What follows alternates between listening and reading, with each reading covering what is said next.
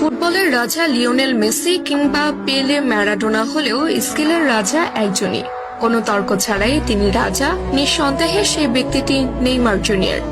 বল পায়ে রাজত্ব কায়েম করা নেইমার আবারও আলোচনায় এসেছেন তার স্কিল শো করে।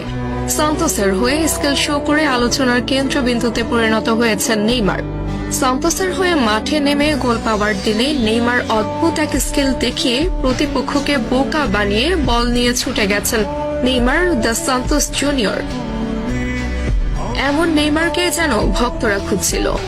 goal.com-এর প্রকাশিত এক শর্ট ভিডিওতে দেখা যায় লং বল রিসিভ করে নেইমার লাফিয়ে উঠে প্রতিপক্ষের বাড়ানো বল নিজের বুকে নিয়ে গ্রাউন্ডে টাচ করিয়ে পায়ের কারুকাজে প্রতিপক্ষের প্লেয়ারের মাথার উপর দিয়ে বল ঘুরিয়ে নিয়ে আসেন নেইমার। তা দেখে অবাক বনে যান মাঠে উপস্থিতরত ব্যক্তিরা।